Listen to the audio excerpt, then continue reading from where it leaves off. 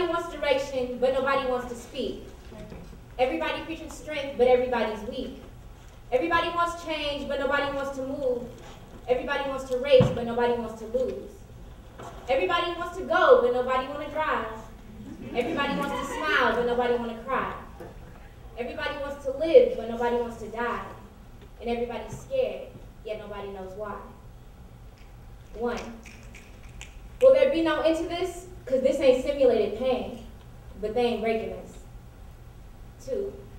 From the inside, I'm watching them try to break us down. Literally, every other day, we are being attacked from a different angle. Stifled by nature, there is no escape. They are masters of deception. They manipulate and exploit our needs, forcing us into dependency, and we, thirsty, suckle on their breasts like newborns. This reality is much too painful.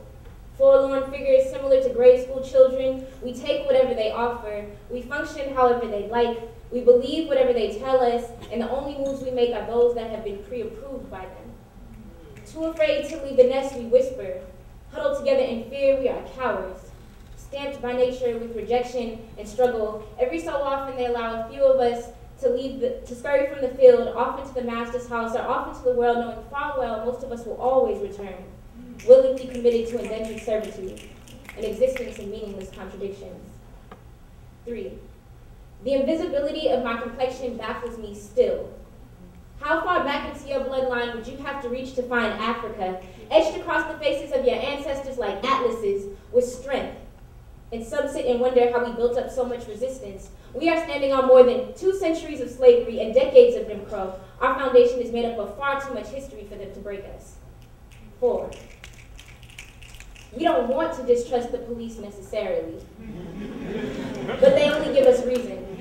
Between them, gangs, guns, and HIV/AIDS, our men are being obliterated. This is modern day genocide, like it's black man hunting season. 5. My heart is screaming out, but the world looks past me.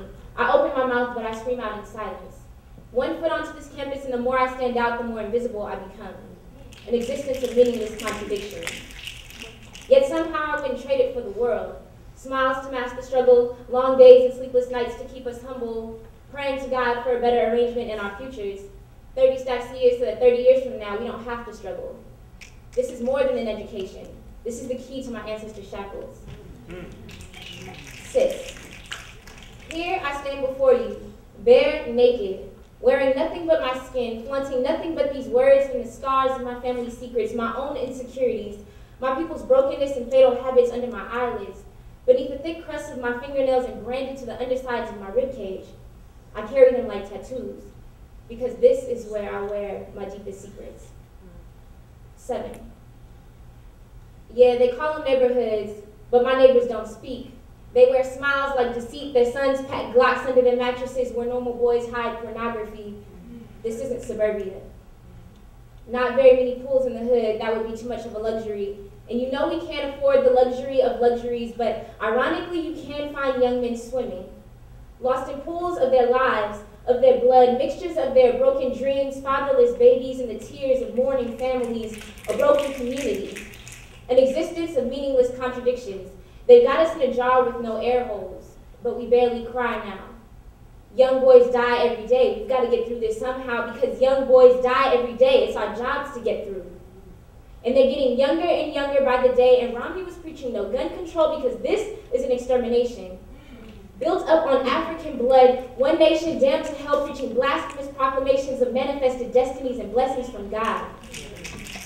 And I've always wondered, if they look into one another's eyes before they pull the trigger, if they did, they'd likely see their own reflection staring back at them, a lifetime of fatal attractions. How could you have not seen the brother in his skin?